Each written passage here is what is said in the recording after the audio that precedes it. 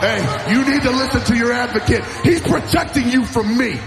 Because in his heart, deep down, at the bottom of his soul, he knows I'm the one. I'm the man. Hey, you look at me when I'm talking to you, or we can straighten this out right now. Today's word is the word pwned. The word pwned originated from the word owned, which derived from the word own, which came from the word cat.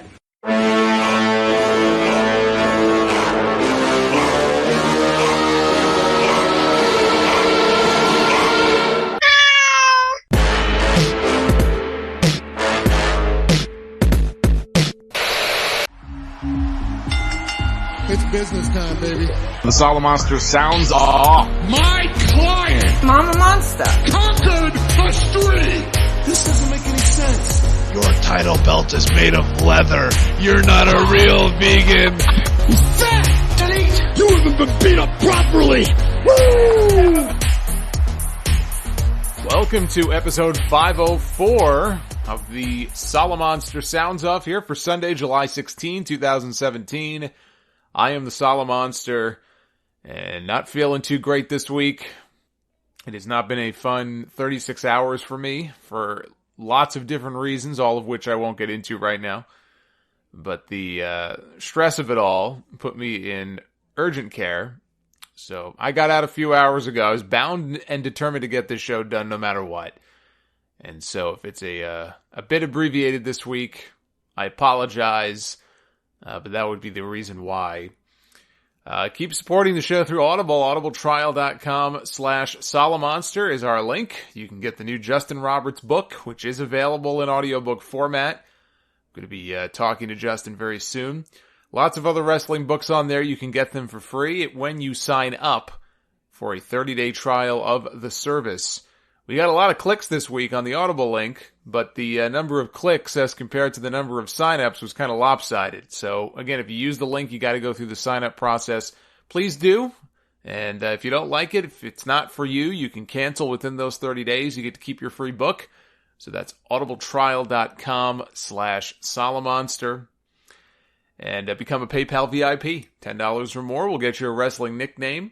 I want to say thank you to John Loose Cannon Lopez, who has been an amazing supporter of the show for some time now, as has Deadpool James Herrera, Chuck Lunatic Lentz, another longtime listener, Out of Control Cody Thomas, Beast Mode Brock Joseph, the Florida Freebird Brian Pissarra, the Reflection of Perfection Abraham Lara, Massgrave Micah Harshaw, Raymond the Mountie Medina, Jerome You're Going Down Eugenio, Judge and Jury Justin Girardi, Velvet Revolver, Robert Murray, Brian the Cleaver Carpenter, The Show Off, Corey Van Dam, The Chicago Slayer, Willie Eichard, Aim for the Head, Andrew Jorlog, The Brooklyn Bombers, Jamel and Isaiah Walker, The Mississauga Missionary, Steve Kenny, Better Than Raw, Robert Michalchek, The Main Attraction, Jackson Scott, Save the World, Sean Tilley, sending a very belated happy birthday to Jason Martinez, Stephen Handyman Hallistick,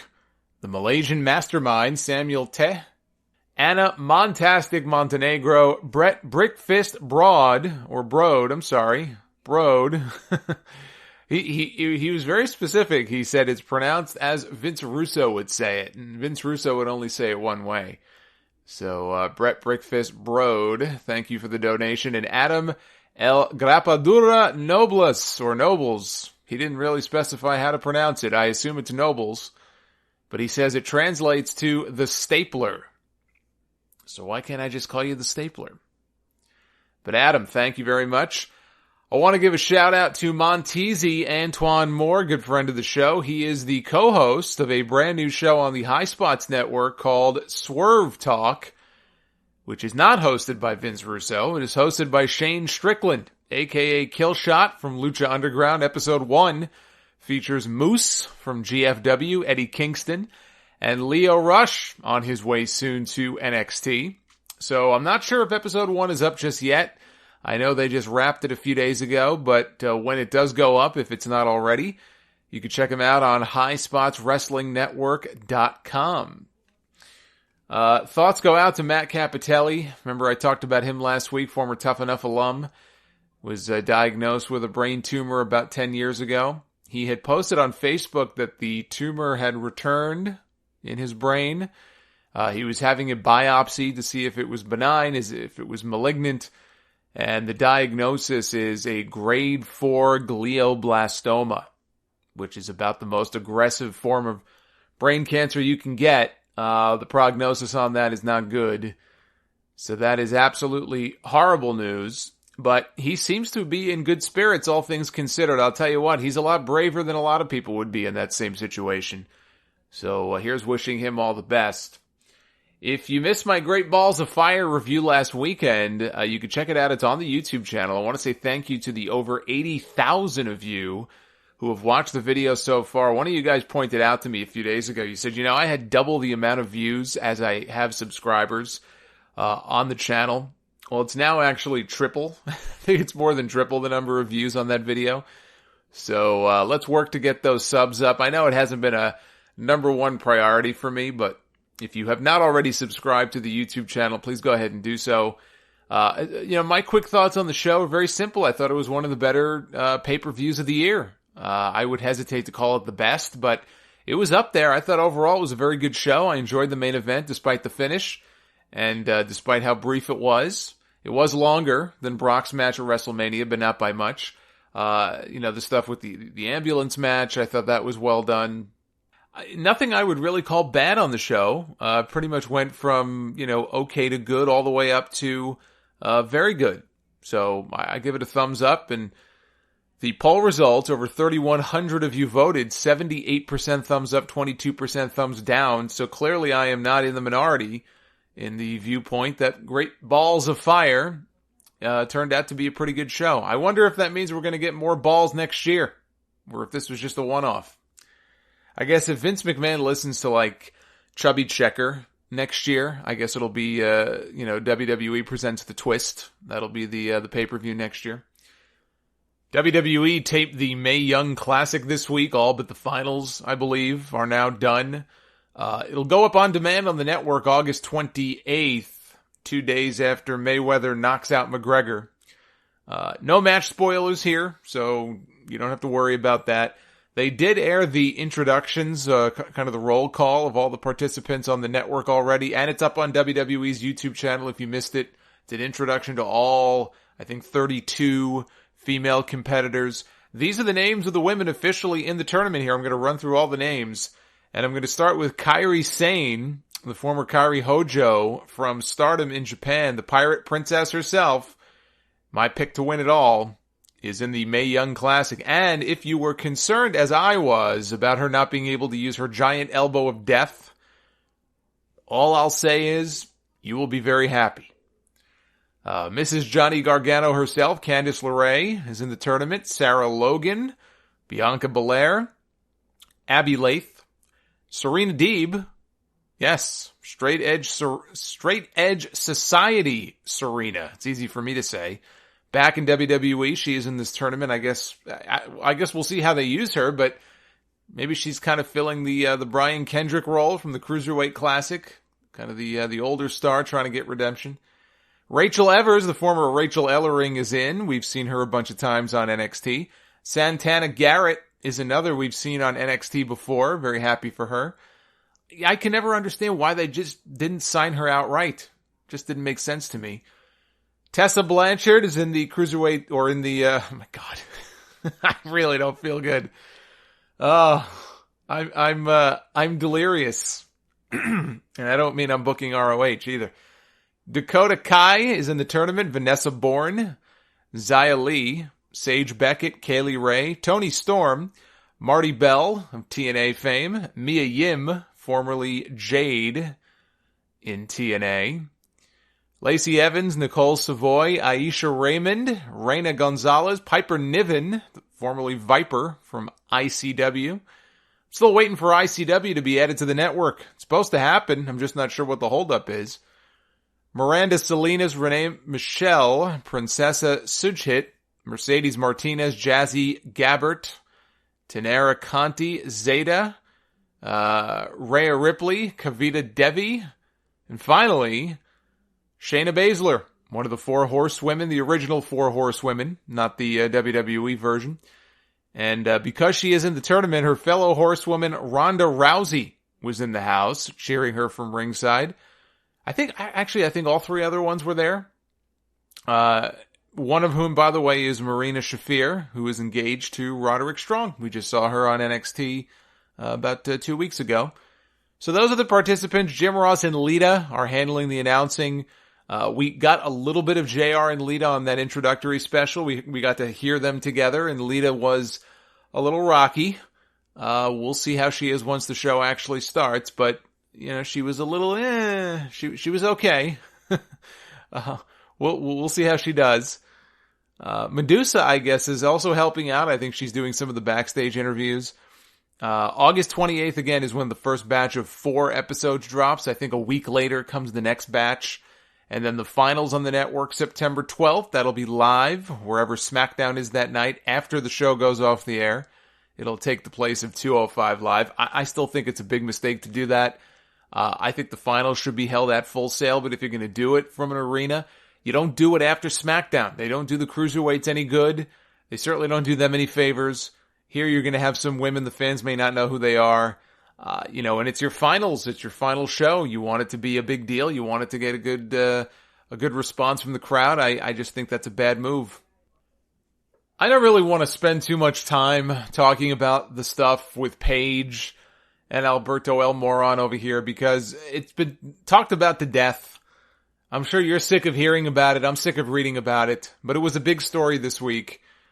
They were caught on film, on audio, squabbling, fighting at the airport. I guess they were on their way. Alberto had an independent show to go to. He never did make it.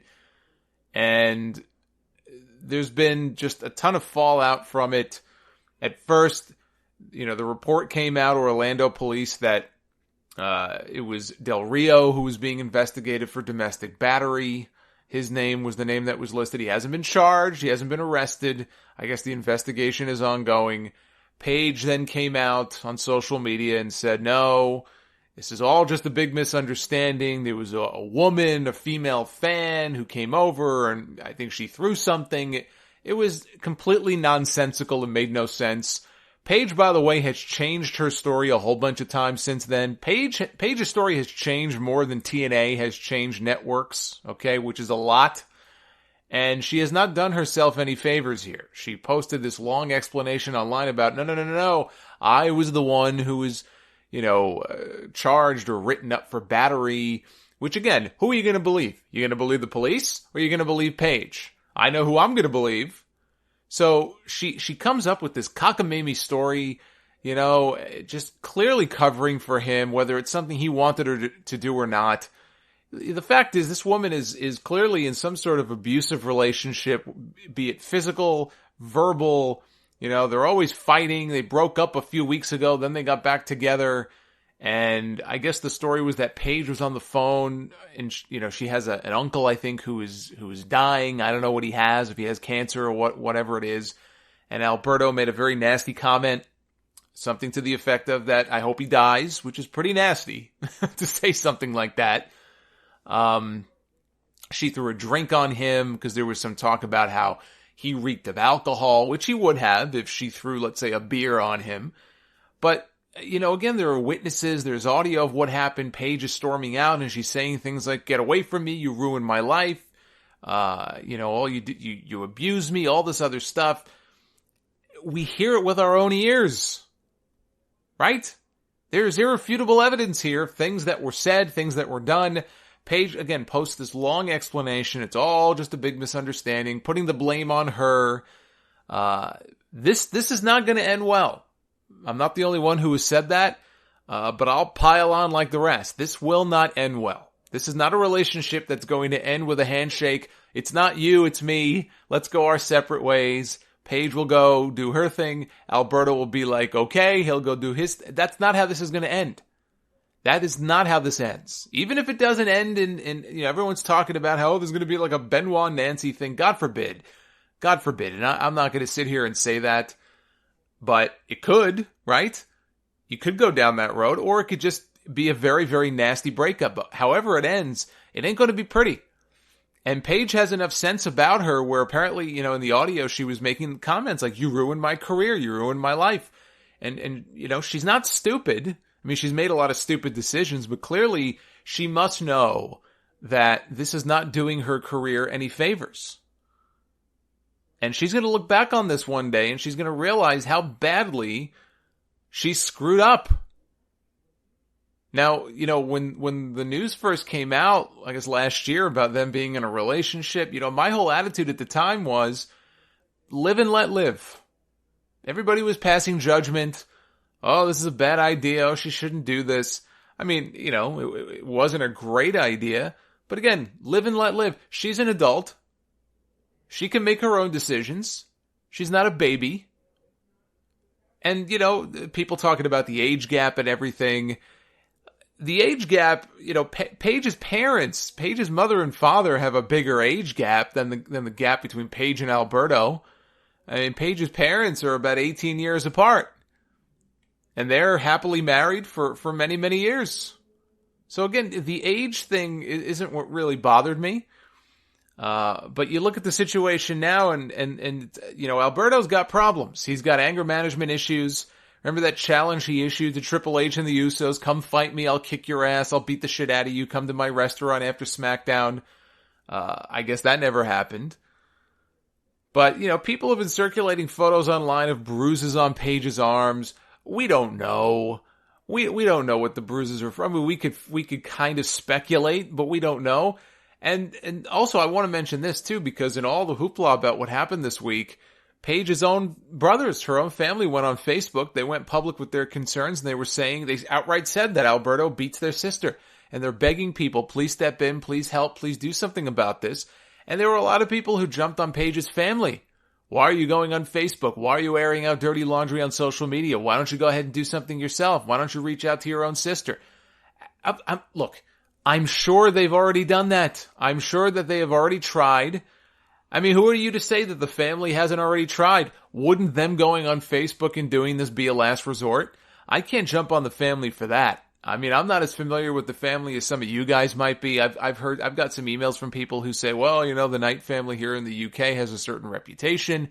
If they could, they would turn this into an angle. You know what? Maybe they would. Maybe they would. Maybe they're all a bunch of sleazebags. I don't know them as well as other people do. Maybe it's a Fritz von Erich situation and they would do just that.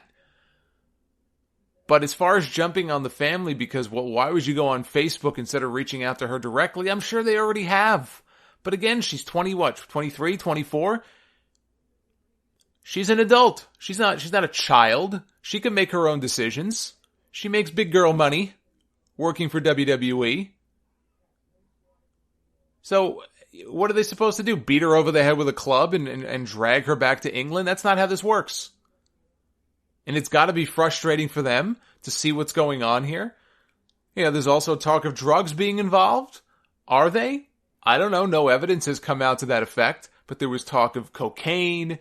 Alberto made a comment, check her bags. You know, check her bag. She's got the cocaine. Look, it's pretty obvious that there's something going on here. This guy's probably...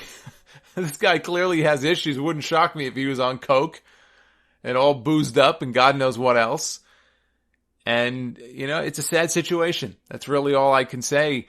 It put Global Force Wrestling in a terrible position because they just put their championship on this guy. This guy unified both of their belts. He just unified the TNA title and the GFW title. And it's tough because not only is he their champion, not only is he the face of that company, but he's brought his brother in. He had his father on television with him the other night. It's going to be very, very difficult if they let this go forward to completely rid themselves of this guy and his family. So, you know, they took action to their credit, as much credit as you can give them. They suspended him. Now, this was comical. So they announced that they indefinitely suspended El Patron until the investigation is resolved following the incident at the airport. And like I said when they made the announcement, I said, good on them. That was the right decision to make. But the fact is, they already have a month of tapings in the can with this guy all over him. This guy's going to be all over television for the next 6 weeks. So they're not going to miss a beat. He'll be all over the program. And also, in the statement, in one breath, they say, well, he's indefinitely suspended. And then in the next breath, they say, well, he's suspended until the investigation is completed. So which is it? Is he indefinitely suspended, or is he suspended until the investigation is over? What I'm most interested to see is, A, how the investigation plays out, but what happens at that point? This is not the first incident involving this guy. I just got done talking about this guy last week. This guy is an embarrassment. This guy is an embarrassment to that company. He goes out after all the shows. He gets on the microphone. All he can do, he can't shut up about WWE. I said it before the airport incident even happened. Why would you make somebody like this the face of your company? It's pathetic. I don't know how the investigation is going to play out. Maybe it'll play out and he'll be the innocent victim here. I don't buy that for a second, but to me it doesn't matter. It doesn't even matter if he was innocent in this incident or not. This is not a guy who should be the face of this company. This is not the guy that should be a face of any company. This guy has problems. You know, and GFW is in a situation now where they're trying to rebrand. They're trying to just put the past behind them.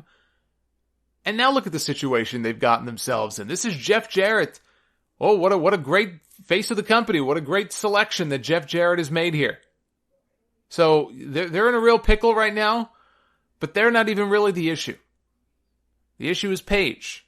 She's in a bad situation. She needs to get herself out. She needs to get herself out. That's not anybody else's job. Her parents can't do it. WWE, I mean, even there, what can they do? What can they do? She is a grown adult. She may be immature, but she is a grown adult. She makes her own choices.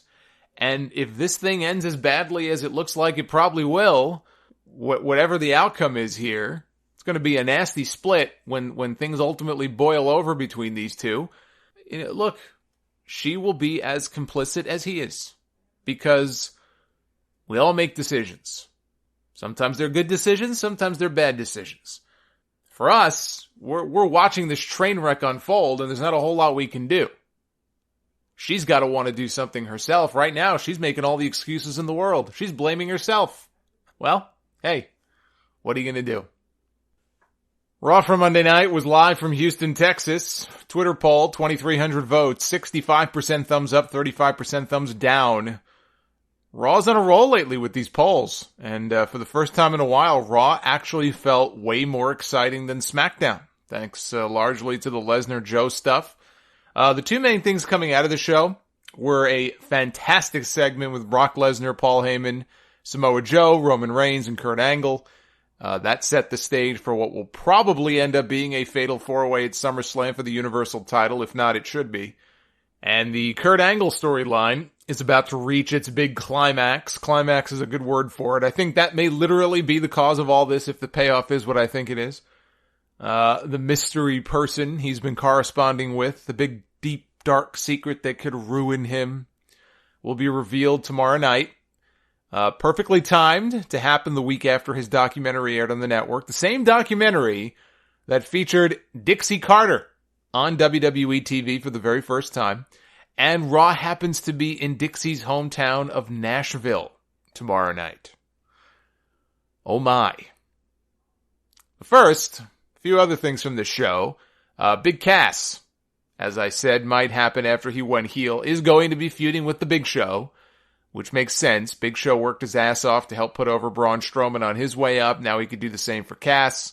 Cass went out there, he was talking about how I'm going to win the Universal title, I'm going to shove it down everyone's throat. So, Big Show, and he was also talking about, I'll be the one on the Tonight Show representing WWE. So some of that WWE, NBC Universal synergy right there. Big Show came out, he gave him a headbutt, put him in a front face lock, he started throwing knees at Cass's ribcage. Big Show looked like he was out there getting ready for a big UFC fight. He was getting ready for his UFC debut. Cass bailed at that point. This really is the best way, I think, to use Big Show right now. As far as Enzo, we didn't see him on the show after the ass whooping that Cass put on him the night before. His future, though, and I knew this would happen. I mean, his future to me is a big question. His mouth will keep him on TV, but doing what? Right? Size-wise, he would make sense for the Cruiserweight division. But I think I really think that the cruiserweight division will only damage him. Whatever value he has, the real money in Enzo, I think, is him as a mouthpiece for someone. And you put him in the cruiserweight division, he's just going to sort of get lost in there. Cass would make the most sense, but they ruined that. You can't do that now. That really is what would have made the most sense. So if not Cass, you find somebody else who can't really maybe talk all that well, and you could do an odd couple pairing and have him strike up a friendship with Enzo.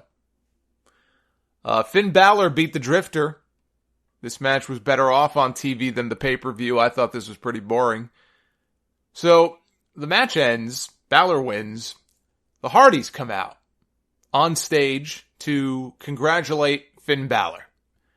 And they're on their way to the ring for a promo. So all three of them for a moment there are on stage together. Balor and the Hardys, I guess, are now friends after teaming for that one time 2 weeks ago.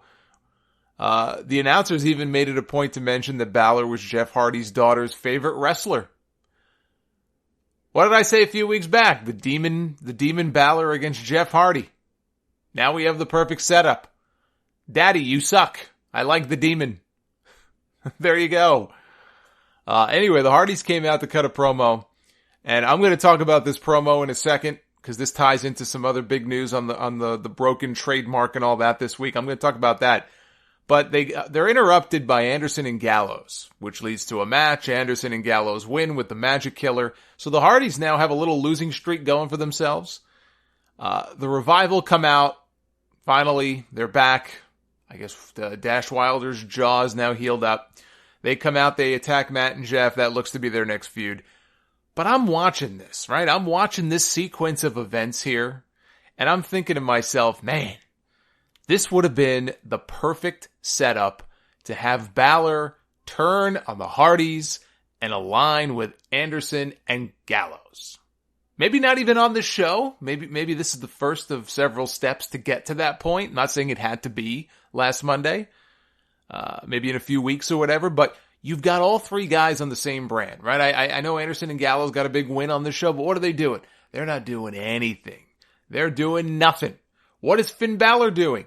He's feuding with the Drifter. Maybe not anymore. He beat him. So he's not doing a whole lot of anything. These guys are on the same brand. They're doing nothing. Why not put them together? I mean, don't get me wrong. Balor as a babyface is fine. He's over enough and they need some strong babyfaces. I get that. But it just kills me. The timing is so perfect. Plus, here's another reason I'd love to see it. As we saw later on in this very show, they're already dropping hints at a Shield reunion. You knew it was coming at some point. Obviously, it's coming in the next few months. If they play their cards right, we could end up with a Shield versus Balor Club feud in a few months. Maybe going into Survivor Series or something. I'd be down for that. Sounds good to me. Now, this Hardys promo.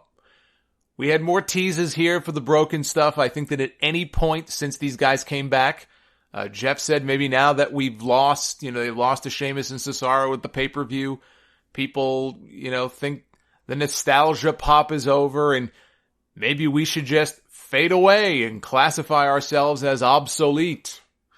And then Matt points out the gash above his eye from the night before and he drops a broken mention.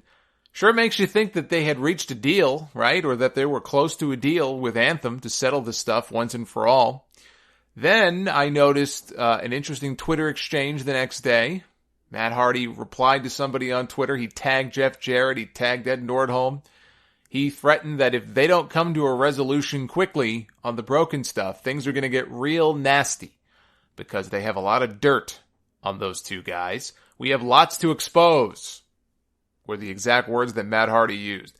Now, this was before Matt's wife, Rebby, went on Twitter. She went on her latest Twitter storm. She's been quiet for a while, but she went on Twitter. She made some comments about Jeff Jarrett. Jarrett was doing a conference call this week. Apparently, Jarrett is going to be doing conference calls every week. I give it 3 weeks before he gives up, by the way. If there's any more scandals like the stuff with El Patron, believe me, these conference calls are not going to last very long. But he was doing a conference call with the media, and he was asked if they were close to a deal with the Hardys to resolve the broken stuff. And he flat out said no. He said they were not. This set off Rebby. Like I said, she's been quiet for several weeks now. But boy, did this set her off. Every time Jeff Jarrett opens his mouth about them, she goes on a Twitter tirade. And she outright called Jarrett a liar. She said they had agreed to terms just last week. The agreement included a non-disparagement clause where if Rebby said something nasty about Jeff or Impact, she would be fined $5,000. Now, there was a report that went up on Sports Illustrated a few days ago that seems to back all of this up. And by the way, if I was taking sides in a battle between Jarrett and the Hardys, who do I trust? Who do I believe? I ain't going with Jarrett. You watch Raw from Monday night, that whole promo reeked of a deal. So yeah, you know what? I take their word for it. I'm positive there was a deal, or they were close to a deal, and then things broke down. But this report in Sports Illustrated is something else. Now, here's what it says. It says, according to sources close to the negotiation, both sides came to terms on an agreement with the Hardys paying $10,000 to $15,000 for the rights to the broken trademark. Which seems kind of low to me, but I guess that was the agreement. The deal would have included a non-disparagement clause, which Rebby mentioned on Twitter. A $1,000 fine would have been levied for the first offense, and then $5,000 for each subsequent offense. The Hardys were even willing to sign off on a press release publicly ending the ordeal on good terms. But Anthem suddenly wanted 50% of all Hardy revenue, including Jeff Hardy's art and his music, which the Hardys saw as a giant money grab. Yeah, no shit. That is the definition of a money grab. So there was a deal in place. Matt on Twitter said he left TNA because Jeff Jarrett tried to screw him out of money on his deal after everything he did to help keep TNA afloat in 2016. He said Ed Nordholm could end this right now if he wanted to. So they thought they had a deal. Evidently, they told that to WWE, and WWE must have felt that way because they let him go out there and drop all those broken references on Monday night. Now the thing, people sometimes, they talk about WWE, helping the Hardys, or there's, trying to work out a deal with Anthem. My understanding of the whole thing is WWE is not involved in any of that. They're not actively trying to work out any deal. That's up to Matt and Jeff. Matt and Jeff are the ones trying to work out a deal independent of WWE. So WWE is not, up to this point, been involved in any of this legal stuff. Ed Nordholm just keeps stalling. He will not sign off on the deal. And so that is where things stand. He will ultimately decide the fate of this entire thing, whether it ends tomorrow, because it could end tomorrow, or if it goes to court. And if it goes to court, there's going to be a lot of nasty stuff that comes out. So get the popcorn ready. Miz did a Miz TV segment on this show where he gave out a bunch of fake awards to himself and his crew, called them the Mizzies. Dean Ambrose came out, which means this goddamn feud is continuing. But of all the people to come to his aid, although he later said that I was not coming to his aid, even though that's exactly what he did, Seth Rollins comes out. Seth Rollins and Dean Ambrose cleaned house. People seem to enjoy seeing that. Backstage later on, Ambrose threw cold water on the idea of there ever being a Shield reunion. And you know what that means. We're totally getting a Shield reunion. Goldust and R-Truth finally had their big match, which was 5 minutes of a dead crowd. That made me sad. Yeah, somebody asked me on Twitter, would I mind seeing Goldust get one more run with the Intercontinental title? Yeah, I would love to see it. I would love to see Goldust get one more run with that belt after Miz has his run with it.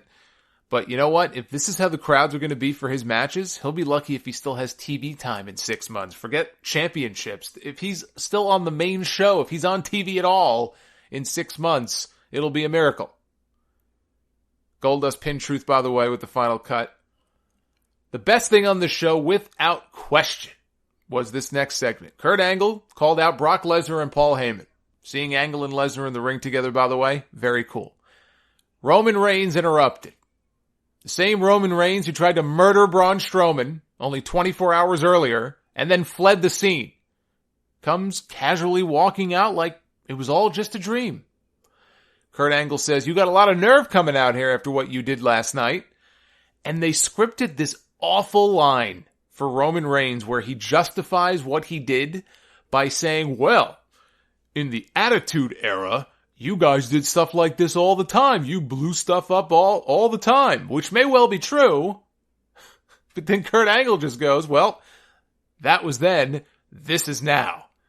Which just makes the product seem so lame compared to how it used to be. What an awful answer to an awful piece of dialogue that never should have even been in this promo in the first place. Well, you know, things used to be really cool. Everybody got to do whatever they wanted to do. And Kurt Angle's like, he's like the school principal. Well, that may be how it used to be, but not now. So yeah, that was stupid. Roman said that he did Angle a favor by getting rid of Braun Strowman. He owes him one, and that one was a shot at Brock Lesnar at SummerSlam. Fans booed. Vince thinks they're chanting ooh-ah like Reigns does before every spear, so your booing means nothing. And by the way, so much for that double turn that they kind of perfectly set up the night before, and I remember what I tweeted out, do they have the guts? Do they have the balls to actually move ahead with a double turn? The answer is no. Of course. I knew they didn't have the balls. I mean, I'm not surprised. But, hey, let's look at the silver lining here. If they keep this guy babyface, they could still do the Shield reunion idea at some point, which would be difficult to do if Roman went heel. But this was certainly tailor-made for a double turn scenario, and the fact that Roman walked out there like just nothing ever happened. Nothing was any different than it was the week before. It's just such a wasted opportunity. All because one man has this wet dream in his mind for this one match that he just will not let go of, and everybody else be damned. One man has his vision. Well, hey, I'll give him credit for being consistent with it. He will not let this thing go. He is the most stubborn man in the world. So Paul Heyman actually endorsed the idea of doing Reigns and Lesnar at SummerSlam. He was all ready to go for this idea. He could not wait to see the Beast against Roman Reigns. And Brock yanks the mic out of his hand, and he just goes, you gotta be kidding me. Says to Roman, you don't deserve shit. And by the way, Brock does not give a shit about your kids either. Brock was great here. Brock is Brock. Brock is not meant to speak for extended periods of time. A lot of the time when Brock steals the microphone out of Heyman's hands, Heyman will put his head in his hands. That's kind of what I do. But in this case, Brock was great. He said exactly what he had to say. And it's funny because you can kind of tell that he's fishing around sometimes in his head for the words. So he got that great line off, you don't deserve shit. It got a great reaction. And then he didn't know where to go. So he like, you could see the words like floating around in his head. So then he just sort of smiles and he goes, you don't deserve it, my man. I'm like, okay, somebody take the mic out of his hand now. Samoa Joe came out at this point. This is when things got really good. Joe has very quickly ascended to the top of the company when it comes to promos. I would say right now he's number one. He's tops in the entire company. I don't care what brand, Raw, SmackDown, or NXT. He is number one in that department. And Joe told Brock, you didn't beat me last night. You escaped me. Sooner or later, I'm putting your ass to sleep. Heyman all of a sudden gets very animated, very defensive, very animated, absolutely dead set against the idea of Joe getting a rematch. It was like night and day. Roman, hey, let's do the match right now. Joe, he wanted no part of Joe. And I thought that was awesome because it really was the best possible endorsement of Joe they could give him. The fact that Lesnar's own advocate would rather him face Roman Reigns because he's absolutely terrified of Samoa Joe. You know, that if given the chance again, that Joe would be the one to take the belt from Lesnar. So, I like that. And I wouldn't be surprised, by the way, if that was Heyman's idea to put that in the promo. Would not shock me at all. In fact, I'm almost positive it was. So Joe and Lesnar go nose to nose. Fans were all amped up. Lesnar looks over at Roman while Joe is speaking, and Joe just says to him, look at me when I'm talking to you. Brock was smiling the whole time. He looked like he was out there having fun. Not enough fun to work more dates, but fun nonetheless. And when Roman finally piped up, because everybody was so focused on Joe and Brock, and they were in the zone, all of a sudden when Roman pipes up and starts talking smack to Joe, I'm not saying Roman was bad. I mean, he was fine. He played his role fine in the segment. He got that one good line off about, go ask Braun Strowman if you could find him or something like that. But boy, when he spoke up, boy, did he feel like the third wheel in this segment. Fourth wheel. I would even say fourth wheel, if you count Heyman. He just sort of blended into the background there for a while, like Jim Comey trying to blend into a pair of White House drapes. That was Roman Reigns in this segment. So Kurt Angle just announces, he goes, Roman Reigns and Samoa Joe, one-on-one, next week on Raw. The winner will get Brock Lesnar for the championship at SummerSlam. And as Joe pointed out in his promo, Roman has never beaten him. They've had 2 matches on television. Roman has yet to defeat him, which does not bode well for Joe's chances of making it 3 in a row. That's what worries me.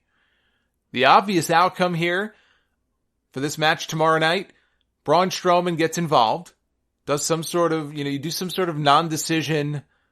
It leads to a fatal 4-way for the championship with Lesnar, Joe, Reigns, and Strowman at SummerSlam. There is 0 chance of a 3-way. All anybody was talking about this week, now everybody is talking about a 4-way, but for a few days, there were a 3-way, a triple threat. I'm like, 3-way? It makes no sense. Unless Strowman's hurt again, why would Strowman not be part of this? You're either doing a singles match or you're doing a 4-way. There ain't no 3-way here. And it should be a 4-way. Now, if you do a 4-way, it would be a cheap way to get the title off Brock without actually having to beat him for it, which would be basically WrestleMania 31 all over again. Remember, Brock lost the title, but he was never actually pinned. But what I like about it, I'll tell you what I like about this. What I like about it is that all 4 of these guys have beef. That segment on Monday felt as real and as intense as anything on the show in forever.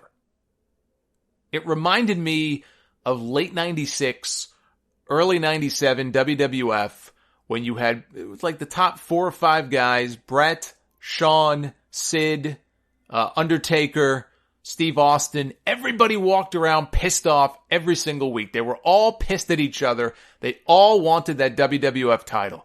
They even had a Final 4 match at one of the pay-per-views, although I guess Vader was in the match because, somebody forgot to pack his smile in his luggage that week. But watching these guys out there, it sort of felt like that a little bit, and that's what I really liked about it. I love this segment. The other thing I like about the 4-way idea is that realistically, anybody can win. You can't say, well, there's only 1 or 2 guys who can really win. No, honestly, any of the 4 could walk out with the championship. It's anybody's match to win. Brock could retain. It is not a foregone conclusion that Brock Lesnar is dropping the title at SummerSlam. Remember, the idea up until recently had been for him to defend it at WrestleMania. That could very well still be the idea. So Brock could retain, Roman could win, which would shock no one. Probably by pinning Braun, since he lost the ambulance match. And then I guess Joe and Brock would kind of cancel each other out. They could brawl to the back or something. Strowman, quite frankly, could win. Braun Strowman could win this thing. He'd be the dark horse out of all 4, but maybe that's why they would do it. But Strowman absolutely could have a run with the title, or they could do the right thing, and they could give it to Samoa Joe, which is what I would do. Now, I will say this, though. If they pin Samoa Joe on Raw tomorrow night, if Roman just beats him straight up, and then Braun comes out or something, but if Roman just beats Samoa Joe tomorrow night, and I know Joe beat him twice, at some point you got to expect Roman to get the win back, but we're talking about SummerSlam here. If Roman beats this guy straight up, it would be the single dumbest thing they have done all year. And that includes that awful abortion of a This Is Your Life segment. Pinning Joe in this match would be worse than that. That would be 2 straight losses, by the way, for Joe. Lost to Brock, now he would lose to Roman. That cannot be allowed to happen. And I know someone in that company is saying, hold my beer right about now. It cannot happen. It should not happen. It cannot happen. As far as the main event, it was an extended version of the match we got the night before with Seth Rollins and Bray Wyatt. Curtain jerkers one night, headliners the next. I was not impressed. They basically did the same finish. Bray hit Rollins in the eye that he had injured the night before. And again, he pinned him with Sister Abigail. Best thing I can say about this is that Bray Wyatt now has 2 straight wins over Seth Rollins. The fact that Bray Wyatt now has 2 straight wins over anybody is an improvement. So here's a golf clap for Bray Wyatt. Match itself, nothing special. Miz and his entourage came out after the match. They surrounded the ring with Rollins inside. You knew where this was going. Dean Ambrose comes out, runs down with a chair, makes the non-save, I guess you would say. I'm not here to save you, even though I am. He makes the non-save for Seth Rollins. And that is how that ended. Now, the Kurt Angle stuff. This was the other big thing on the show. Corey Graves and Kurt Angle got another one of their text messages. I'm still trying to work out exactly what role Graves has in all of this stuff. I haven't quite figured that out yet. But Kurt said that if this gets out, if this big secret gets out, he'll be ruined. He says he cannot let this get out because it could destroy him. And then, in the very next breath, he says, I have to go public with this. What? What?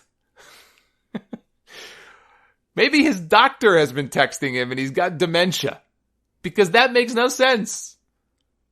One minute he's like, I can't let this get out. And the next minute, fuck it.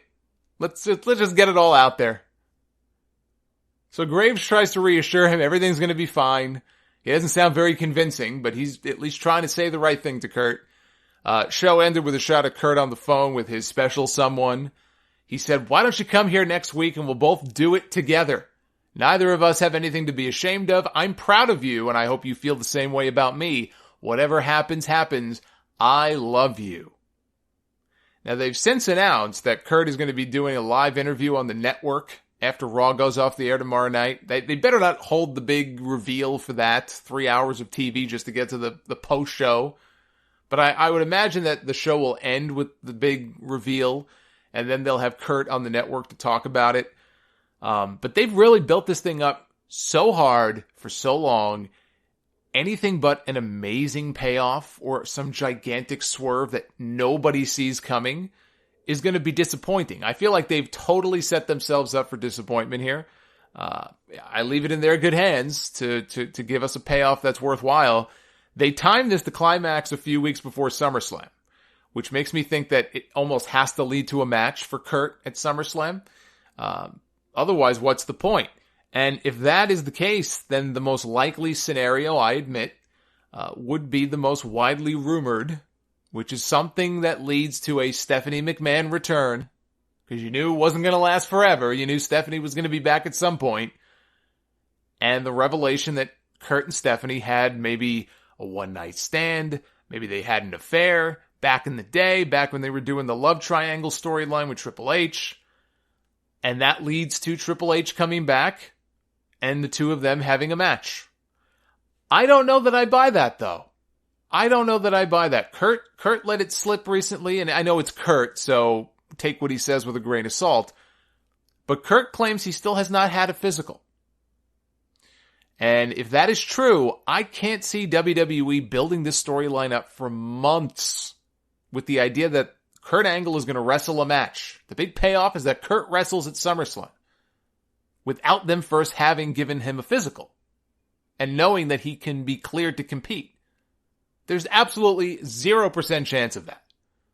So either he's full of shit and he was cleared weeks ago, or it's not a match that they're building to. It's something else. Now, the other widely rumored idea involves the person being none other than delusional Dixie herself, Dixie Carter, right? They timed her appearance on the network last Monday on purpose to coincide with her Raw debut the following week. They are in Nashville, which of all the places, possibly except Orlando, she probably would get the biggest reaction. Whether it would be positive or not, that I don't know. I cannot for the life of me see this happening. I just can't see this happening. I just can't. I cannot see Stephanie and Dixie sharing screen time together unless the idea is to bring Dixie in and absolutely bury her. Just bring her in and humiliate her. Now, Vince did send Eric Bischoff out in a garbage truck when his run was over. So, never say never. But no, I don't honestly believe that Dixie Carter is the big reveal. And I don't want to believe that. And so I feel like if I keep telling myself that it's not her, I'll start to believe it. and I won't start to freak out because I do not want to see Dixie Carter back on TV. And they cannot be that stupid to think that that would be a good idea, right? You know that gif of Batman putting his head in his hands and saying, "I don't want this"? That pretty much sums up my thoughts on Dixie Carter being part of the storyline. The theory that I'm going with is that the person he said "I love you" to is not a lover. It's not a woman at all. Maybe that's the swerve. And no, he's not gay. We're not getting a gay Kurt Angle storyline. At least I hope not. Gay Kurt Angle should not be a thing, by the way. Not when he has a wife like that. If you saw that special on Monday, which I'll talk about the documentary in a second, you saw his wife, whew, holy cow. Now, I think the big reveal is that he has a love child, and the love child turns out to be Chad Gable. He told the person, come to the show on Monday, right? So it would make no sense for it to be a member of the Raw roster. Member of the Raw roster would be there anyway. Gable has gotten more TV time in recent weeks, seemingly out of nowhere. He lost both of his matches. He lost to Kevin Owens. He lost to AJ Styles. He was impressive in both, but he lost. Like you would if you were on your way out of the territory, so to speak. If he was on his way maybe out of SmackDown, then it doesn't matter. He can lose all of his matches. They do that a lot of times when somebody goes from NXT to the main roster. You lose on your way out. This could be a way to push Chad Gable and get him on Raw. I'm really big on this guy. And yeah, it's goofy. It's a goofy storyline. But, it could do for Gable what the Vince McMahon bastard son storyline could have done for Ken Anderson. Gable's 31, Kurt's 48. So that would mean Kurt knocked up Mrs. Gable when he was 17. And when I tweeted this out, somebody suggested Dixie could play the role of Mrs. Gable. I still don't want her on the show, nor do I know what the statutory rape laws are in the state of Tennessee, nor do I care. But the more I think about this, I know it doesn't really fit the description of like a blockbuster announcement. I don't think it rises to the level of something Kurt would have to fear losing his job over. But I'm going with that as the payoff. I may be wrong, but that's my prediction. A lot of you guys seem to think it could turn out to be not Gable. It could turn out to be Jason Jordan instead. Jordan hasn't been on TV much, if at all, over the last several weeks. He's not injured, as far as I know. It's almost like they're hiding him for some reason. I personally would rather it be Gable, or both. I just think the comedy potential is there with those two working together. I mean, Chad Gable is a great wrestler. I don't want to turn him into a joke or anything like that, but one of the things that I've said this before that I like about Gable, if you saw him in NXT, we haven't really seen it on the main roster as much, but if you saw him in NXT, he's got the comedic chops. He's got the comedic timing like Kurt did. Kurt took to this like a duck to water. Kurt was awesome when he first came in, right? He could wrestle, but nobody knew that the guy could be so damn entertaining. Chad Gable reminds me of a young Kurt Angle when he first came into WWE. And now the two of them, let's say, working together on the same brand, or Angle being a mentor to him, even the comedy potential, I think, with those two is off the charts. But I think working with Kurt, having Kurt's endorsement would do him wonders. And I'm all in favor of a Chad Gable push. So part of it maybe is wishful thinking, but again, that's the payoff that I am predicting here. So Kurt Angle's Olympic semen produced Chad Gable, and then maybe Kurt could fight with Daniel Bryan and Shane McMahon to get Gable on Raw, or he can bring both American Alpha guys over, and they could do some sort of trade. We haven't seen very many of those. If it's Stephanie, I can't see her with her great corporate image that she now has wanting to do, like a one night stand storyline or an affair storyline. I can't see Triple H wanting it either. That may be the bigger reason. But we probably are getting Stephanie back on TV soon. Whatever it is, it better be big, because they've set this thing up for so long to leave us with a big cliffhanger like that. You better deliver in the end. Whatever it is, you better deliver. And kudos to them, by the way, for promoting two big things for TV this week. The Angle story, the Reigns Joe match for the SummerSlam shot. Those are two big things. I expect Raw to do a very good number this week. And they have me very interested to see how this all plays out. I did mention the Kurt Angle documentary, the 24 special aired on the network after Raw Monday night. It was very, very good. It's an hour long. If you have not seen it, you owe it to yourself to go watch it. It's that good. I did feel cheated. I did feel like a little bait and switch action when him and Vince McMahon first embraced in Vince's office for the first time in 11 years. Because they put that in the previews. Right? You think, oh, this is going to be interesting. We get to see the first meeting between Kurt and Vince. And as soon as they hug, Vince tells the camera guy to get the hell out. So, really? That's all you're going to show? What a bait and switch. But no, seriously, it was great. And it's so good to see Kurt in a better place than he was before. He's got a big family, 5 kids, beautiful wife, back in WWE, in the Hall of Fame. The only thing left for him to do is wrestle. He wants to. And as long as his body can hold up to 1 match a year, 2 matches a year, fine, if he can get cleared. But to see where he was when he was getting popped seemingly every other week for a DUI while he was in TNA, to where he is now, and he's got that Angle Strong app, and he's trying to help people. I mean, Kurt Angle's story could have had a very tragic end. That's the path he was going down, just like Jake Roberts and Scott Hall before DDP got a hold of him. Kurt cleaned himself up, which is even more impressive. And, Kurt will go down as one of the best of all time, I think.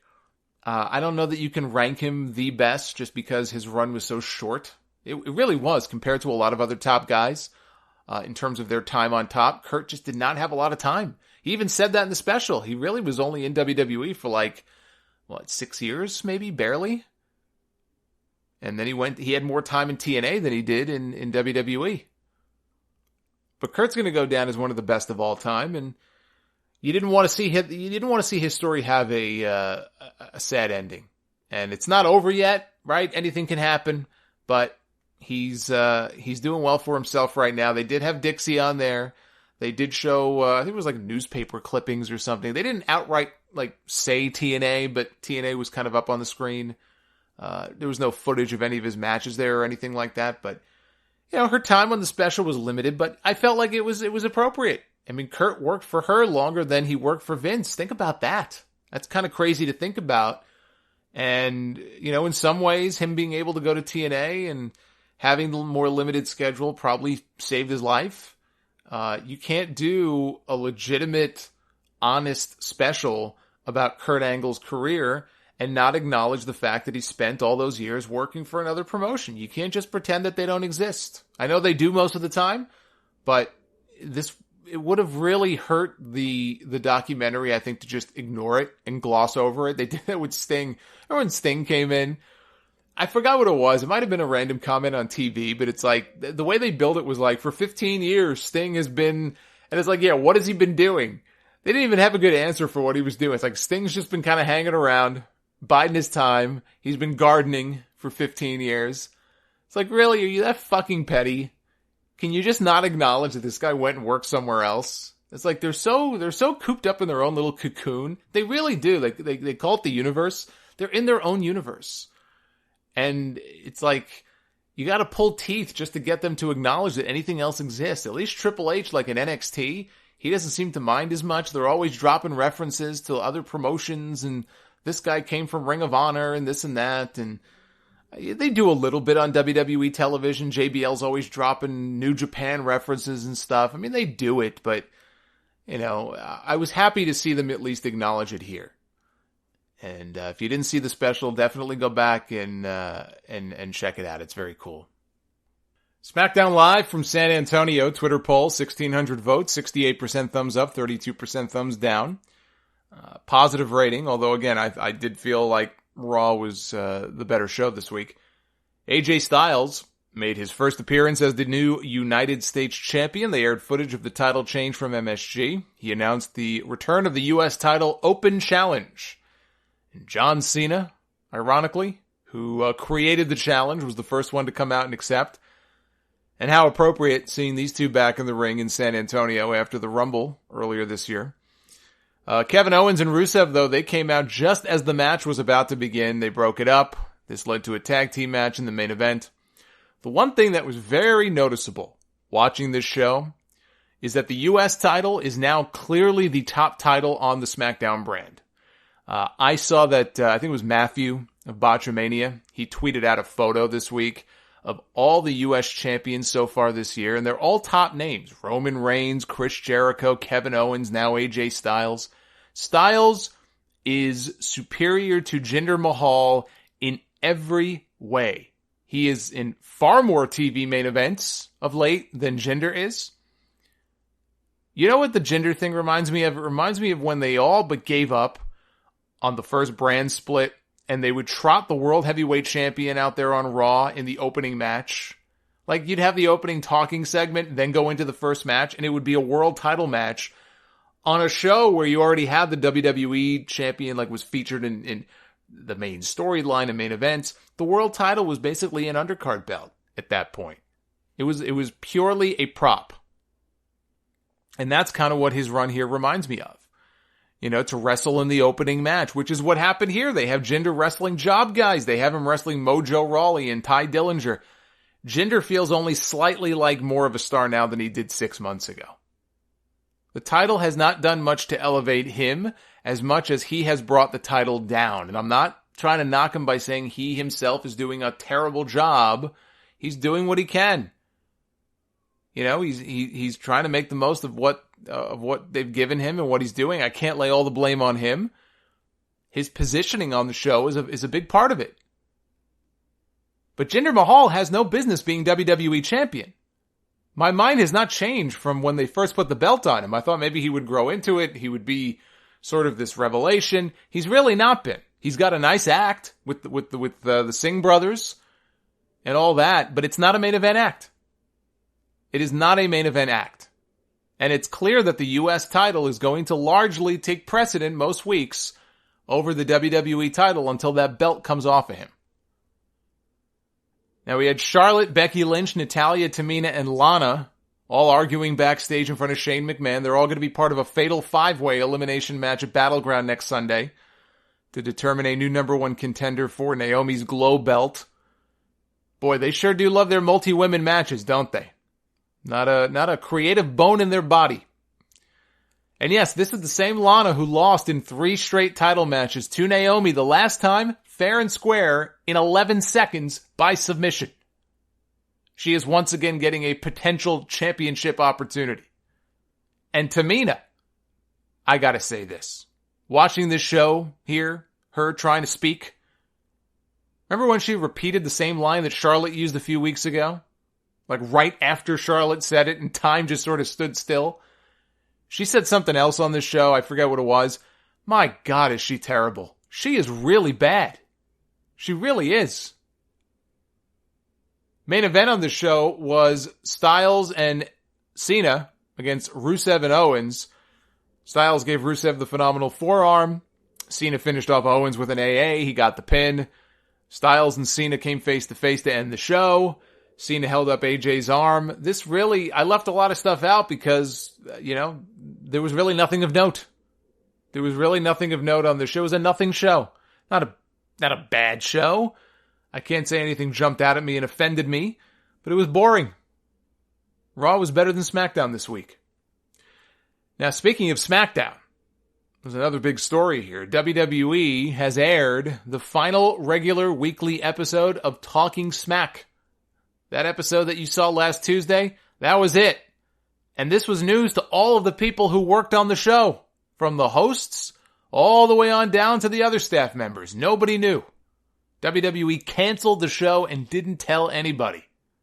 Renee Young, who I thought did a great job as the host, found out about the cancellation on Twitter when John Canton, TJR Wrestling, shout out to John, he tweeted her about it. She didn't know. She had no idea. She said, "Oh, that's news to me." John broke the news to her. Daniel Bryan, who co-hosted with her on most weeks, although Shane McMahon was kind of doing a lot of that lately, I guess, since, his baby was born, baby birdie and all that. But Daniel Bryan went on Twitter. He had no idea. He let everybody know that nobody tells me anything. He also found out about it online. And poor Renee, she didn't just have one show canceled, she had 2 shows canceled because somebody tweeted her asking if her show Unfiltered, she did these one-on-one interviews with people, asking her if Unfiltered was canceled, and she said it was. And she was not happy about any of this. She said, really disappointed about Talking Smack. We tried to make that show great. Guess I'll go back to welcoming my guest at this time. Throwing some shade there at WWE. See, even Renee knows. Even Renee knows they're all robots. All those women backstage are all robots. So this was WWE's official statement. They said, we continuously review WWE Network programming based on a variety of factors, including viewership and subscriber research.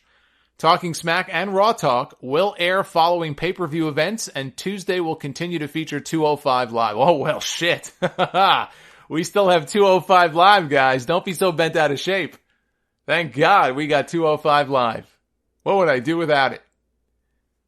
PW Insider had their own report up, and they said the crazy thing about all this, the crazy thing about Renee, they had her in Stamford. She was at WWE headquarters filming stuff with Mean Gene Okerlund when the news came down. She was there. She was in Stamford, in studio, and nobody told her. Nobody knocked on the door and said, hey, can I talk to you for a second? She still had to find out about it from someone else, from a fan on Twitter.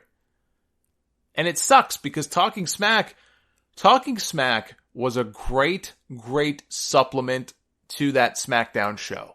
It really let a lot of those guys like Mojo Rawley, like Baron Corbin, like The Miz, like Kevin Owens, but more so guys like Rawley and Corbin, even Jinder, when he first started getting that big push. Guys like that shine in ways that they don't, or they don't have a chance to, on the main show. Because everything is so scripted, or they just don't get enough time on TV, whatever it is. But, on Talking Smack, these guys were allowed to go on there and be more like themselves and not be scripted. And it showed. I've heard that they often got bullet points and stuff, but it was an unscripted show. Anybody with 2 functioning eyeballs and 2 ears could tell that. Go back and watch those shows, listen to the verbiage, and compare it to what you would hear them saying on SmackDown earlier in that same night. You could hear the difference. See, somebody like Kevin Owens is great at this because Kevin Owens has a way. Some guys just have a knack of being handed awful dialogue, but being able to kind of turn it into their own voice where it doesn't sound so forced, where it doesn't sound so phony. There are some guys who can do that. I feel like a guy like Joe, a guy like Owens, those guys can do that. A lot of guys can't. Talking Smack was unique in that some guys were bad, right? Some guys just can't talk. So they'd go on Talking Smack, and not everybody on that show always came out looking good. But it kept you honest. And then other guys, like Corbin, when I first saw him on Talking Smack, I was like, holy shit, where's this guy been? That's what I really liked about the show. That's what I think the show really had value. It was a character-building vehicle. And the unscripted nature of the show that I just mentioned a few moments ago, it appears, based on a report from Sports Illustrated late last night, this whole notion of, well, it didn't get enough viewers, it was a viewership issue, is complete bullshit. And as it turns out, it was a Vince McMahon call. Sources tell Sports Illustrated it was Vince McMahon himself who axed Talking Smack. Apparently Vince is not showing up to these TV tapings and shows as often as he used to, but he was there on Tuesday. And so he was in the back watching Talking Smack, and he did not like what he saw. According to Sports Illustrated, he didn't believe the show served the company's best interests. And in the end, it was the unscripted nature of the show that ultimately played a role in its removal. And here's the other kicker. We heard that, well, Talking Smack is still going to be around for post pay-per-views, right? So, for example, Battleground next weekend, there probably will be a Talking Smack after that. But in this report here, it says that even though that may be the case initially, that the long-term plan, per Vince McMahon, is to completely eradicate the program. So basically, Vince McMahon, as we thought, because we kind of joke about it, that some of the things Daniel Bryan, for example, would get away with saying on that show, like you would think to yourself, Vince must not be paying any attention. I used to watch the Edge and Christian show on the network and think the same thing. There ain't no way that Vince McMahon is watching any of this network programming because he would never allow any of it. That's why it was so fun. And sure enough, that's exactly what it looks like happened here. Vince McMahon was not paying any attention or wasn't paying close attention to Talking Smack until he was. And when he did, he didn't like what he saw because he couldn't control it. It was unscripted. What is this? We have an army of writers. How come they're not writing the show? And that was it. Done. Axed. This was a Vince McMahon call. It never really made any sense to me, though, about the viewership stuff because, and they don't publicly release like ratings and viewership numbers. Somehow the Observer, though, every week has a listing of the top 10 or top 20 network programs. And Talking Smack is almost always in the top 10 or top 20. A lot of weeks, Talking Smack does better than 205 Live. So that never really made any sense to me. The whole notion that, well, it doesn't get enough viewers. I should have known. I should have figured it was a Vince McMahon call. And that just makes me even angrier about this whole thing. Because this guy is too stubborn and too stupid to see the value in something like this because he is so stuck in his ways. And this right here, if this is true, this is a perfect example, as great and smart and savvy as Vince McMahon is, greatest promoter of all time, right? He doesn't get it. He doesn't get it. This was a character-building vehicle. This was a great supplement to that SmackDown show. And apparently, according to Vince, it works against the company's interest. No, it works against his interest because he can't control it. And if he can't control every little detail, he doesn't like it. You have something fun, the first thing you do, you kill it. That's really what's going on here. This doesn't have anything to do with poor viewership or anything that any of the people on the show did. I mean, no wonder when they ended that show on Tuesday, they all figured, okay, we'll see you next week. No wonder they were all blindsided by it. Because the old man got wind of what was going on.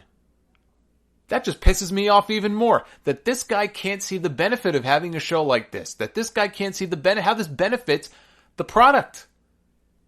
You know, we talk a lot about what is wrong with the product right now. How do you fix Raw? How do you fix this? How do you fix that? And I always say, we could all come up with our own ideas about what we'd like to see, or push Raw back from 3 hours to 2 hours, and all this stuff. At the end of the day, it starts at the top. And if you don't have a change at the top, nothing ever really changes. And people like to make fun of Vince McMahon. Oh, he's out of touch. You know what? This right here, this is clear evidence of that. Here's one case, at least, where we can honestly say this man is completely, hopelessly out of touch. If he honestly does not see how this could benefit his product, if he honestly does not see the value that a show like this brings to the table. That's to me, that when I read that was the most infuriating thing about this whole thing. It sucks that Renee and all of them got blindsided. I had to read about it on social media. That was shitty enough. This really pisses me off. This really does. It's one thing to axe it, but then that explanation that he doesn't see the value in it because, you know, the unscripted nature of the show, it's the scripted nature of the show that's just strangling the creativity, I think, out of a lot of people on that show. A lot of the performers who don't have the kind of freedom that they should have, who don't have the freedom that guys would have had 15 years ago. And that, to me, is really the biggest thing, the biggest distinction between the current product now and the product as it was back then. Forget PG and TV-14 and all that stuff. It's this stifling of creativity. It's this stifling of this certain level of freedom that guys once had and they no longer do. And so you ask yourself, you know, guys that got over back in the day because they had a hot catchphrase or this or that, you know, how many guys like that have we missed out on in the last few years because you got to stick to the script, because they got to go word for word, they got to memorize this and that, and who knows how many more like big-time legitimate stars we'd have right now if they had a little more freedom in that regard. But he just has to have his tentacles sunk into every little aspect of the show. The guy's 71 years old. He doesn't get it. And he never will. Not anymore. I'm actually not wearing pants, and that's how I watch NXT every single week.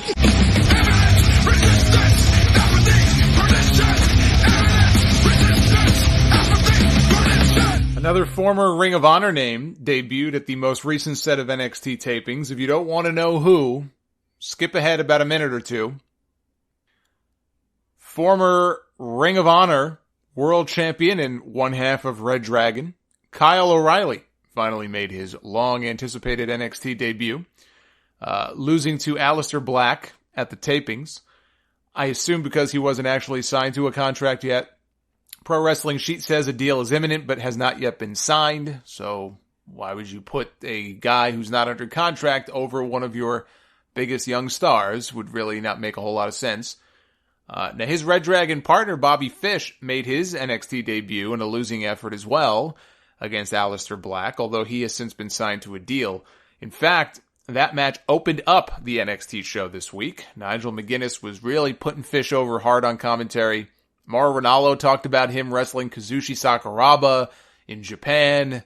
Mauro dropped some other references that would have gotten him an atomic wedgie from JBL had he said that on SmackDown. Black Mass by Aleister Black for the win. I enjoyed this. Not for a second did I believe that Black was going to lose, but I still enjoyed it. But this is a case, I think, with these two guys, with O'Reilly and with Fish, where as talented as they are on their own, the whole is greater than the sum of its parts.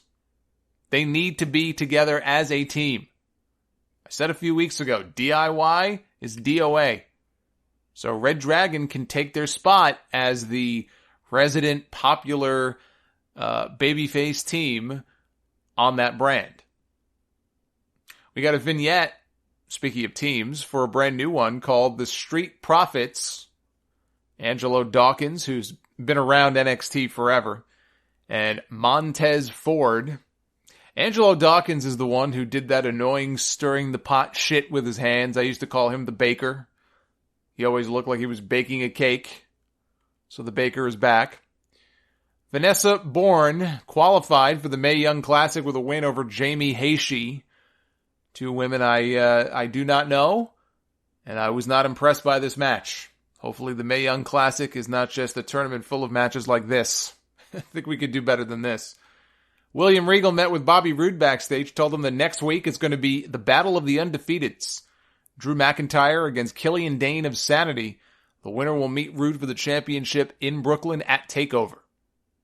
Johnny Gargano made his return to Full Sail for the first time since Tommaso Ciampa betrayed him. He wants to be at TakeOver Brooklyn, he says, no matter what. He needs to be Johnny Wrestling again. And there was no indication of what his next program is going to be. If I had to take a guess, maybe Almas. Maybe it'll be him against Almas at TakeOver. Or maybe just a straight-up war, one-on-one with Roderick Strong. I think that match would go over nicely in Brooklyn. We'll see. He has new music now. He came out to the DIY theme, but he left to a brand new theme. And the main event was Heavy Machinery against the Authors of Pain for the NXT Tag Team titles. Heavy Machinery, Otis in particular, is just so much fun to watch. They did this great sequence where he was in the ring with, I don't know if it was Akam or Razor, one of the Authors of Pain. And the Authors of Pain, they're big dudes, so they're used to running people over. I mean, look at who they've worked with. They work with Gargano and Ciampa, right? Those are smaller guys. It's very easy to run them down. One of them tried to run right into Otis. Otis didn't even move. It was awesome. So they go for their finish. I think it's called the Compactor, but it got broken up. Unfortunately, the end came quickly for Heavy Machinery. Last chapter, Otis was the one that got pinned. That really bummed me out. It should have been the other guy. They pinned Otis. Authors of Pain retained the tag team titles. When the match was over, Sanity's music started. And we saw it was Killian Dane and Alexander Wolf. They were ripping pages out of what I guess was supposed to be the Authors of Pain, the book that Paul Ellering usually has. His diary, perhaps. Eric Young was not here. I thought maybe he had a death in the family at the last tapings because he hasn't been around in a while. So I don't know what the deal is. Eric Young was not here, but the other members were, and that's how they went off the air. So Not an overly exciting addition to the show, but definitely newsworthy in that we got a tag team title match, and we had the debut of Bobby Fish here in NXT, and things are progressing nicely here on the road to take over Brooklyn. I don't sense a whole lot of buzz around this takeover show, but it's still, about a month away? There's still time. We'll see what happens. I think I would say it's pretty obvious what the main event is going to be of that show. I'm not giving any spoilers out here, but we're going to have our number one contenders match this week. I'm guessing Drew Galloway is going to go over. It'll be Galloway and Rude. I talked about this, I think it was last week, and I said I'm not so sure that I would put the championship on Drew just yet. I might just have Bobby Roode win the first one, and then have Drew maybe win the title in the rematch. I just feel like Drew's been on ice for so long here. He hasn't really done much, that to just put him on, put the championship on him when Bobby Roode has a good thing going right now, I think would be a mistake. Lucha Underground. This show, title was A Phoenix to a Flame. That was the official title for the show. This show had one of the more violent scenes that I have seen on a wrestling show in a very long time. Far more violent than anything you'll see on WWE television. Definitely not a PG ending, with that show closing angle with Phoenix and Marty the Moth, which I'll get to later. We kicked off, though, the second round of the Cueto Cup with Taya against Jeremiah Crane. Taya held her own in there. Taya can hang with the boys. I'm still not a fan of the whole man-on-woman stuff. I'm just not a big fan of it. But she held her own. She took a lot of hard shots, a lot of hard kicks. Crane won in the end with the cranial contusion. He advances to the next round, but I thought Taya looked good here. Well, I mean, Taya always looks good. Sexy Star came into the ring after the match, and she walloped Taya with a pair of brass knucks, which was, I guess, her revenge for Taya bringing brass knucks into Sexy's match the week before, which led to her loss. Mil Muertes destroyed Paul London of the White Rabbit tribe to advance in the Cueto Cup. London hit 2 shooting star presses back-to-back on Muertes, and both times he could not pin him. He could not finish him off. Mil hit the Reaper's Trident, hit the Flatliner, got the pin, and Katrina crawled on top of London to give him the lick of death. Still the best finisher in all of wrestling, and I will fight anyone who says differently. We went to a scene at a bar where the beautiful Brenda approached Tejano. Famous B is still trying to recruit Tejano. Famous B, if you're listening right now, you can do better. This is way too much effort to be putting in for Tejano.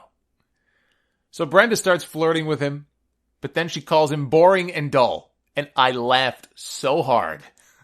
I just laughed so hard. Never has more truth been spoken on this show. So this pissed off Tejano, and she told him all he needs is a woman's touch. And we saw Famous B in the background watching all of this with a smirk on his face, up to no good. Main event was Phoenix and Marty the Moth. In the second round here of the Cueto Cup. Marty does not like Phoenix because he's got a fling going, Phoenix does, with Melissa Santos, and Marty is still obsessed over Melissa. And so that's kind of the genesis of the bad blood here. Marty brought a lunchbox into the ring with him. He shoved a sandwich in Melissa's mouth as she was doing the ring intros. She was not very happy about Marty shoving his meat in her mouth. Long story short here, Phoenix pinned Marty. Melissa even got involved in the match. First time I think she's ever gotten involved physically in a match here on the show. She stopped Mariposa from giving Marty, I think, the lunchbox at one point. After the match was over, Marty attacks Phoenix, lays him out. He opens the lunchbox. He pulls out a fork. Abdullah the Butcher style. Pulls out a fork. And he then begins to stab at Phoenix's forehead with the fork. And Phoenix is just bleeding like crazy. Mariposa's outside the ring, holding Melissa Santos, forcing her to watch. Melissa is begging him to stop. Marty licks the blood off Phoenix's head. He licks the blood off the fork. This went on for a disturbingly long time, I thought. It may have only gone 2 minutes or 2.5 minutes, but it felt like double that. It was disturbing. That's I think, the best word I could use for this segment. It was It was violent. I thought that it was good in that we haven't seen this sadistic side of the Marty the Moth character. I don't want to call him a comedy character because that's not fair, but this was the first time that he really came off like a dangerous SOB. So I like that sort of development in the character. Did this have to be as violent? Well, I probably could. You know what I could have done without, and I will never like this. I think it's just fucking nasty, and I just don't like it. The licking of the blood, like, do we really need that? Do we really need that? My favorite match in Lucha Underground, I think still, was from, I think it was the first season. The first ever Grave Consequences match, Mil Muertes and Phoenix, ironically. And I love that match, but the one thing about that match, you had the part in the match where Mil licks the blood off of Phoenix's forehead. It's like that angle they did many years ago in Ring of Honor, where Jimmy Jacob. The Age of the Fall. It was the Jimmy Jacobs group with Seth Rollins and all those guys, and they had one of the Briscoe brothers, I think it was Jay, hanging upside down. They tied up his leg. He was hanging upside down, and he was bleeding all over the place. And I remember Jimmy Jacobs literally taking a bloodbath. He stood underneath Briscoe as he was showered in blood, and he was kind of trying to catch it in his mouth. And I'm just like, that's fucking sick, dude. Like, what the hell's wrong with you? Like, there are just some things I think that go overboard. That's one thing I'll never like. But as far as the violence of it, like I said, it was disturbing but cool. And it made you look at Marty, I think, in a different way. Where going forward, if he's got that more violent edge to him, it may be more fun to see what they have in store for Marty in the future. I mean, he's a crazy guy. I think he's got that character down pat. I really do. I think he's done a great job with it. But this was a heavy angle. No doubt about it. This was a heavy angle to end this show. And so that was Lucha Underground. And now let's take some mailbag questions and wrap it up here because I don't feel great. But I'll always have time for some of your questions. You can email me, thesolomonster@gmail.com. Please include your name and where you are from when you write in. There were a whole bunch of emails I got that some of them I wanted to use, but there was no name. And I don't always want to just take the person's name from the from header in the email because maybe they don't want me to. So I don't use your questions. So just try to make sure you include that information. Jad wrote in. During the build-up for John Cena's most recent of many returns, he was billed as a free agent. As of yet, he has still not appeared on Raw. Though not exactly the same, they did something similar with The Undertaker on SmackDown 900. He said that SmackDown has always been his home, but then he failed to show up for 2 months, and when he did, he only appeared on Raw. Does WWE's creative team suffer from dementia, or do they think that we do? I think it's a little bit of both. I think they think we're stupid. Sure seems that way when you look at how they've booked so many things over the years. I think they think that we're stupid. The Undertaker thing was really dumb. The John Cena thing, look, he just came back. I assume that after he beats Rusev at Battleground, so probably not this Monday, but the following Monday, we'll probably see Cena on Raw. We will probably see Cena on Raw a week from tomorrow, would be my guess. And if we don't, then yeah, it was kind of dumb to build him up as a free agent if he's only going to show up on SmackDown. Jordan, see here. We've already established that NXT needs a secondary title. Well, I mean, some people might disagree with that. I agree with that idea that they should have a secondary title in NXT. I don't know that everybody does. Anyway, he says, what about the main roster?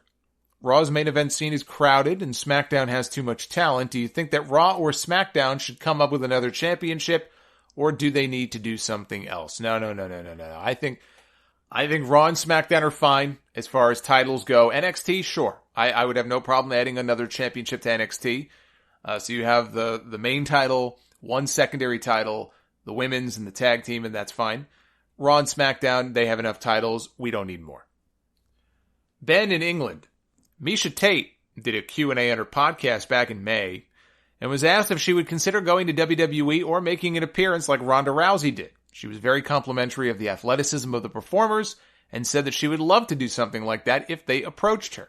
I'm surprised her comments did not get more pickup. How would you utilize Misha in WWE if given the chance?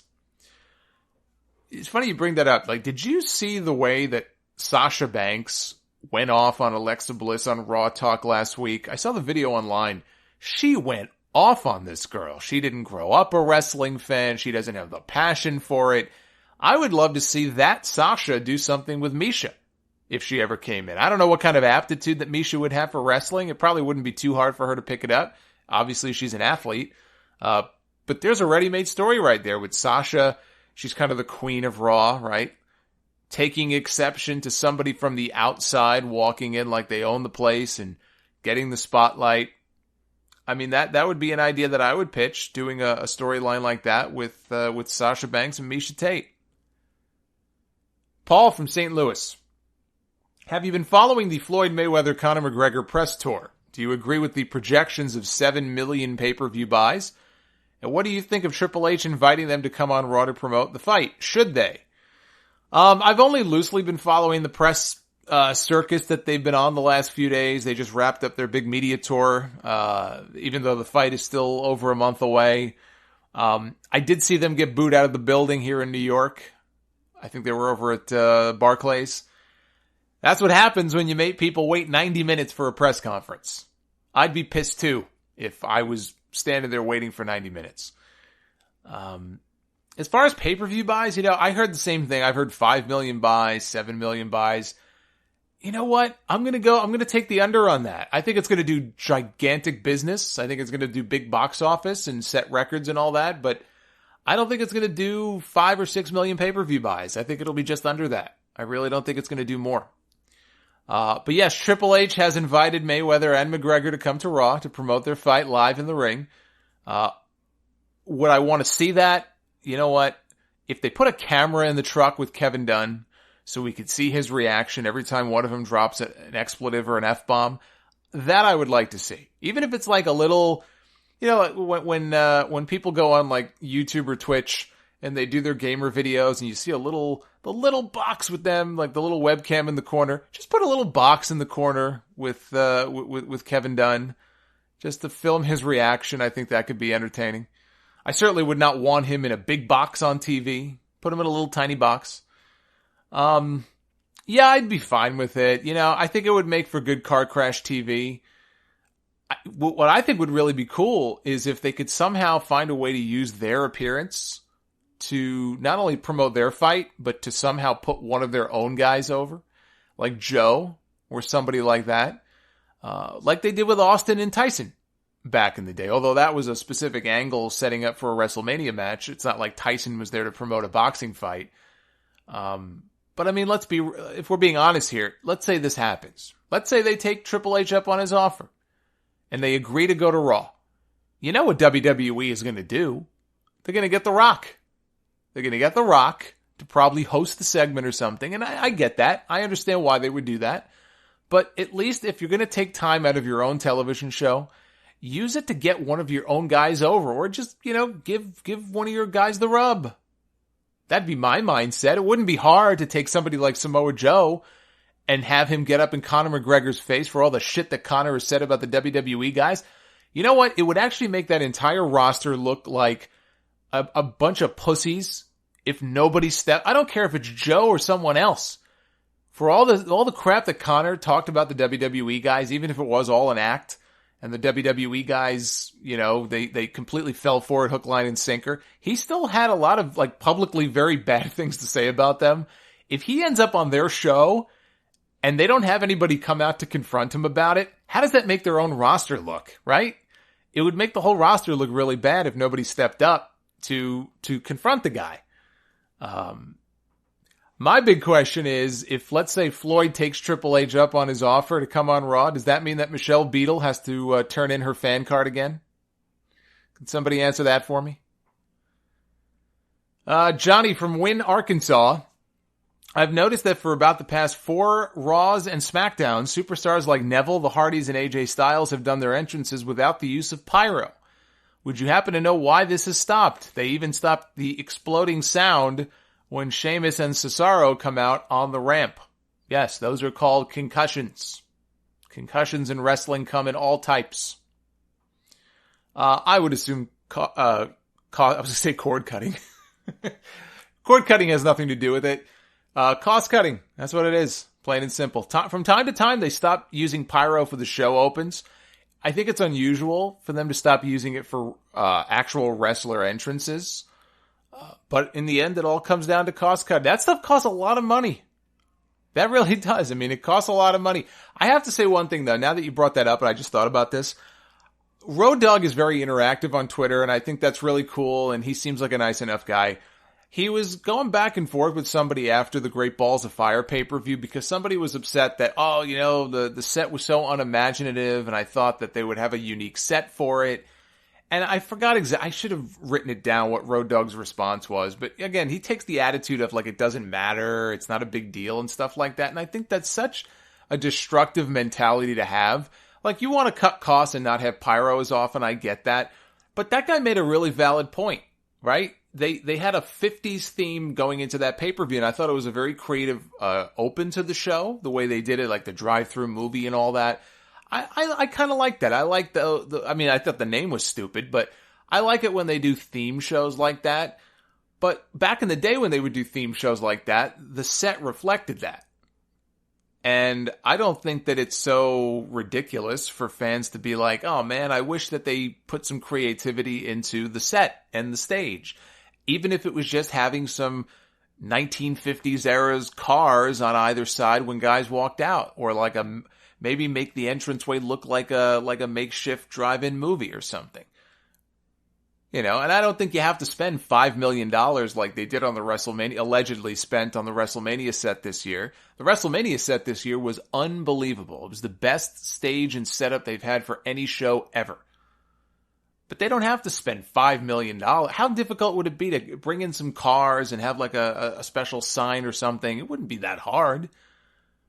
But if that really is the attitude of the people in that company, I think that speaks volumes of what they think of their own product, that they don't feel the need, frankly, to put that sort of thought and creativity into these shows.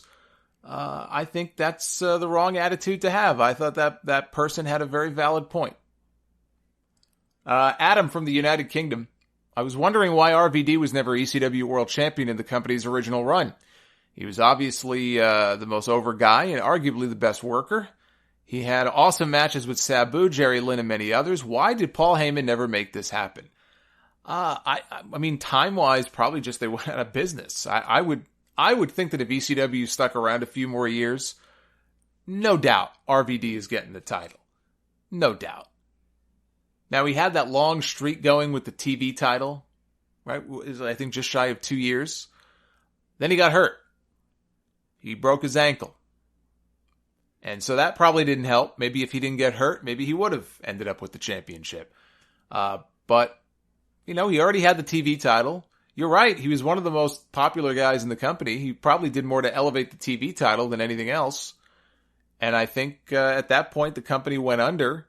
Had they not, he would have been the guy. I mean, you could argue he was already the guy, even without the belt. But had they stuck around a few more years, he would have totally gotten the championship. There's not a doubt in my mind. Brandon, we'll end with this. Brandon from Seaverville, Tennessee. When the WWF switched to WWE, were there any associated fines with announcers or wrestlers out of habit using the old initials? I would certainly hope not, given the fact that Vince McMahon himself slipped up and called it WWF many, many times, even years later. So unless he fined himself, they had no business finding anybody else. And we'll end there. My voice is going and I don't feel good. So we will cut things a little short this week. By the way, Fire Pro Wrestling, for those of you into that, if you were a big fan of the Fire Pro Wrestling series back in the day, if you're into games and all that, Fire Pro Wrestling World is now available. I know it's up on Steam.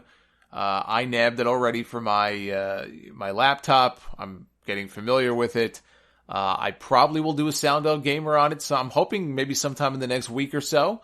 I want to just familiarize myself with it, see if I could import. You can actually, I think, import creations from the network that other people have made of actual wrestlers, so it's pretty cool. It's actually pretty cool stuff. We'll do a gamer sometime in the next few weeks. That'll be up on the YouTube channel. Again, you could find the Great Balls of Fire video. If you missed it, that's up on the YouTube channel as well. Thank you to everybody who took the time to check that out. We will be back with a brand new podcast next weekend. That will be episode 505. We'll have Battleground predictions since there's another pay-per-view next weekend. We don't have enough of those. So that'll come up next Sunday as usual. And I want to thank everybody for your support. Whether it's just spreading the word, PayPal, T-shirts, Audible, what have you. I want to take a moment here just to thank everybody for your continued support of the Sound Off. Very, very, very lucky to have all of you as fans and listeners of this show, and just know that that does not go unnoticed or unappreciated. So I'll see you guys back here again next weekend. Until then, be well, stay safe, have yourselves a great week. And we will see you back here again for more Sound Up next time. Until then, take care, guys. The good, the bad, and the ugly. The Solomonster sounds off. Mundo goes to leave, and Taya says, wait, aren't you going to put any pants on? He just goes, no time for pants. And he walks off. That also happens to be Randy Orton's philosophy in life. My philosophy, too. See, you don't know if I'm wearing pants right now or not, do you? You can't see. I could be wearing nothing right now for all you know. No time for pants. Solomonster sounds off. Since 2007, the Solomonster sounds off. Available at thesolomonster.com, Stitcher Radio, TuneIn Radio, iTunes, and more. Solomonster sound off.